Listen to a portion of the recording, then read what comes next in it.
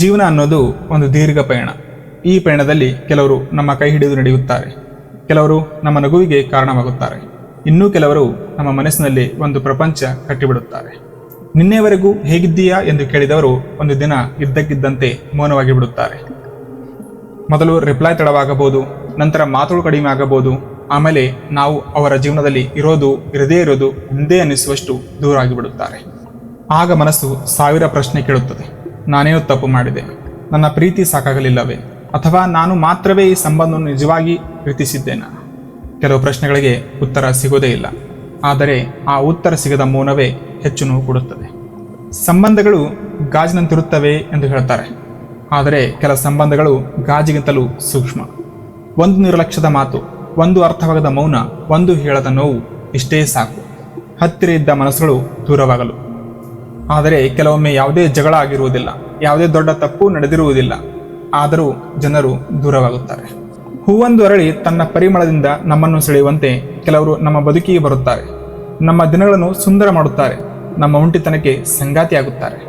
ಆದರೆ ಒಂದು ದಿನ ಯಾವ ಮುನ್ಸೂಚನೆಯೂ ಇಲ್ಲದೆ ಅದೇ ಹೂ ಬಾಡಿದಂತೆ ಅವರ ಉಪಸ್ಥಿತಿಯು ಕಣ್ಮರೆಯಾಗುತ್ತದೆ. ಆಗ ಮನಸ್ಸು ಒಡೆಯೋದು ಅವರ ಹೊರಟು ಹೋದದ್ದರಿಂದಲ್ಲ, ಅವರಿಲ್ಲದ ಜಾಗದಲ್ಲೂ ನಾವು ಇನ್ನೂ ಅವರನ್ನು ಹುಡುಕುತ್ತಿರುವುದರಿಂದ. ಫೋನ್ ನೋಟಿಫಿಕೇಶನ್ ಬಂದರೆ ಅವರ ಮೆಸೇಜ್ ಇರಬಹುದು ಎಂದು ನೋಡುವುದು, ಒಮ್ಮೆ ಆನ್ಲೈನ್ ಬಂದರೂ ಮನಸ್ಸು ಖುಷಿ ಪಡುವುದು, ಸ್ಟೇಟಸ್ ಹಾಕಿದರೆ ಅವರು ನೋಡ್ತಾರಾ ಅಂತ ಕಾಯುವುದು, ಇವೆಲ್ಲ ಪ್ರೀತಿಯ ಲಕ್ಷಣಗಳಲ್ಲ. ಇವು ಮನಸ್ಸು ಒಬ್ಬ ವ್ಯಕ್ತಿಗೆ ತುಂಬ ಒಲಿದು ಬಿಟ್ಟ ಲಕ್ಷಣಗಳು. ಕೆಲವರು ನಮ್ಮಿಂದ ದೂರವಾಗೋದು ನಮ್ಮ ತಪ್ಪಿನಿಂದಲೇ ಆಗಿರಬೇಕೆಂದಿಲ್ಲ. ಕೆಲವೊಮ್ಮೆ ಅವರು ತಮ್ಮೊಳಗಿನ ಯುದ್ಧದಲ್ಲಿರುತ್ತಾರೆ. ಹೊರಗಿನಿಂದ ಸ್ಮೈಲ್ ಮಾಡುತ್ತಿರಬಹುದು, ಆದರೆ ಅವರೊಳಗೆ ಮೌನದ ಚಂಡಮಾರುತ ನಡೆಯುತ್ತಿರಬಹುದು. ಖಿನ್ನತೆ, ಆತಂಕ, ಕುಟುಂಬದ ಒತ್ತಡ, ಆರ್ಥಿಕ ಸಮಸ್ಯೆಗಳು ಅಥವಾ ಜೀವನವೇ ಕೈ ತಪ್ಪುತ್ತಿರುವ ಅನುಭವ, ಇವೆಲ್ಲ ಕೆಲವರನ್ನು ಒಳಗೊಳಗೆ ಮುರಿಯುತ್ತವೆ. ಆ ಸಮಯದಲ್ಲಿ ಅವರು ಎಲ್ಲರಿಂದಲೂ ದೂರ ಹೋಗಲು ಪ್ರಯತ್ನಿಸುತ್ತಾರೆ. ಅದು ನಮ್ಮ ಮೇಲಿನ ದ್ವೇಷದಿಂದಲ್ಲ, ತಮ್ಮ ನೋವನ್ನು ತಾವೇ ನಿಭಾಯಿಸಬೇಕೆಂದು ಪ್ರಯತ್ನದಿಂದ. ಇನ್ನು ಕೆಲವರು ತಮ್ಮ ಸಮಸ್ಯೆಗಳನ್ನು ಹೇಳಿಕೊಳ್ಳಲು ಹೆದರುತ್ತಾರೆ.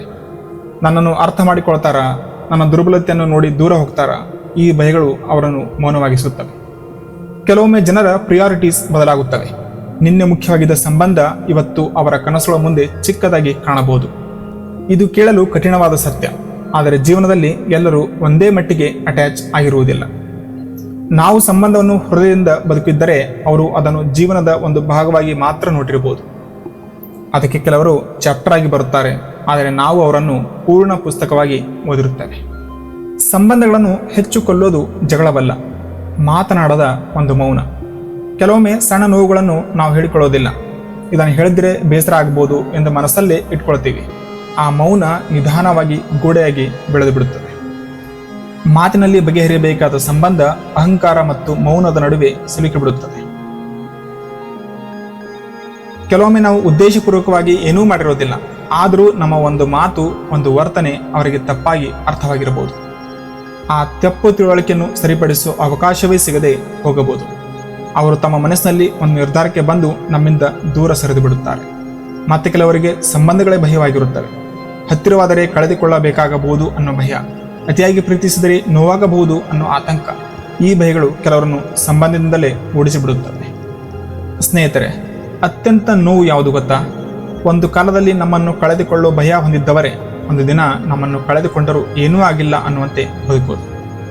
ನಾವು ಕೆಲವರಿಗಾಗಿ ತುಂಬ ಮಾಡುತ್ತೇವೆ, ನಿದ್ರೆ ಬಿಟ್ಟು ಮಾತನಾಡುತ್ತೇವೆ, ನಮ್ಮ ನೋವನ್ನು ಮರೆತು ಅವರಿಗೆ ನೋವು ಕೊಡುತ್ತೇವೆ. ಅವರು ದುಃಖದಲ್ಲಿದ್ದರೆ ನಮ್ಮ ಮನಸ್ಸೇ ಒಡೆದು ಹೋಗುತ್ತದೆ. ಆದರೆ ಕೆಲವೊಮ್ಮೆ ಅದೇ ಜನರು ನಮ್ಮ ಹೃದಯಕ್ಕೆ ದೊಡ್ಡ ಗಾಯ ಮಾಡಿಬಿಡುತ್ತಾರೆ. ಜೀವನದ ವಿಚಿತ್ರತೆ ಅದೇ.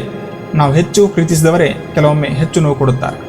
ಆದರೆ ಅದರಿಂದ ಪ್ರೀತಿಯ ತಪ್ಪು ಅಂತ ಅರ್ಥ ಅಲ್ಲ. ತಪ್ಪು ವ್ಯಕ್ತಿಯ ಮೇಲೆ ನಮ್ಮ ಹೃದಯವನ್ನು ಸಂಪೂರ್ಣ ಇಡುವುದು. ಯಾರಾದರೂ ನಮ್ಮಿಂದ ದೂರ ಹೋದರೆ ಅವರ ಹಿಂದೆ ಓಡಬೇಡಿ. ಒಮ್ಮೆ ನಿಲ್ಲಿ, ನಿಮ್ಮನ್ನು ನೀವು ಕೇಳಿಕೊಳ್ಳಿ. ನನ್ನನ್ನು ನಿಜವಾಗಿಯೂ ಪ್ರೀತಿಸಿದವರು ನನ್ನ ಮೌನವನ್ನು ಇಷ್ಟು ಸುಲಭವಾಗಿ ಬಿಟ್ಟು ಹೋಗ್ತಾರಾ? ನಿಜವಾದವರು ಸಮಯ ಕೆಟ್ಟರೂ ಉಳಿಯುತ್ತಾರೆ, ಹೋಗಬೇಕಾದವರು ಮಾತ್ರ ಕಾರಣ ಹುಡುಕುತ್ತಾರೆ. ಕೆಲವೊಮ್ಮೆ ದೇವರು ಕೆಲವರನ್ನು ನಮ್ಮ ಜೀವನದಿಂದ ತೆಗೆದುಹಾಕೋದು ಶಿಕ್ಷೆ ಅಲ್ಲ, ನಾವು ಇನ್ನಷ್ಟು ಮುರಿಯದಿರಲಿ ಅನ್ನೋ ರಕ್ಷಣೆ. ಏಕೆಂದರೆ ಕೆಲವು ಸಂಬಂಧಗಳು ಉಳಿದರೆ ನಮ್ಮ ಆತ್ಮಗೌರವವೇ ನಿಧಾನವಾಗಿ ಸಾಯಲು ಶುರು ಮಾಡುತ್ತದೆ. ಜೀವನ ನದಿಯಂತೆ, ಅದು ನಿಲ್ಲೋದಿಲ್ಲ. ಜನರು ಬರುತ್ತಾರೆ, ಹೋಗ್ತಾರೆ. ಕೆಲವರು ನೆನಪಾಗ್ತಾರೆ, ಕೆಲವರು ಪಾಠವಾಗ್ತಾರೆ. ಆದರೆ ಪ್ರತಿಯೊಬ್ಬರೂ ಏನಾದರೂ ಕಲಿಸಿಯೇ ಹೋಗುತ್ತಾರೆ. ಹೌದು, ಕೆಲವರು ಇದ್ದಕ್ಕಿದ್ದಂತೆ ದೂರವಾಗ್ತಾರೆ, ಅದು ನೋವು ಕೊಡುತ್ತದೆ, ರಾತ್ರಿ ನಿದ್ದೆ ಕೆಡಿಸುತ್ತದೆ, ಮನಸ್ಸು ಖಾಲಿ ಮಾಡುತ್ತದೆ. ಆದರೆ ಕಾಲ ಒಂದು ಸತ್ಯ ಕಲಿಸುತ್ತದೆ. ಯಾರಾದರೂ ನಮ್ಮನ್ನು ಬಿಟ್ಟು ಹೋದರೆ ಅದರ ಅರ್ಥ ನಮ್ಮ ಕತೆ ಮುಗಿಯಿತು ಅನ್ನೋದಲ್ಲ, ಕೆಲವೊಮ್ಮೆ ಅದೇ ನಮ್ಮ ಬದುಕಿನ ಹೊಸ ಅಧ್ಯಾಯದ ಆರಂಭ. ಹೋಗಿಬಿಟ್ಟರ ನೆನಪಿನಲ್ಲಿ ಬದುಕುವುದಕ್ಕಿಂತ ಉಳಿದಿರುವ ನಮ್ಮನ್ನು ನಾವು ಮತ್ತೆ ಕಟ್ಟಿಕೊಳ್ಳುವುದು ಮುಖ್ಯ. ಏಕೆಂದರೆ ಜೀವನದಲ್ಲಿ ಎಲ್ಲರೂ ನಮ್ಮವರಾಗುವುದಿಲ್ಲ, ಆದರೆ ನಮ್ಮನ್ನು ನಿಜವಾಗಿ ಅರ್ಥ ಮಾಡಿಕೊಳ್ಳುವ ಕೆಲವರು ಸಾಕು ಪೂರ್ಣ ಬದುಕನ್ನೇ ಸುಂದರ ಮಾಡೋಕೆ. ಮತ್ತೆ ಸಿಗೋಣ. ಧನ್ಯವಾದಗಳು.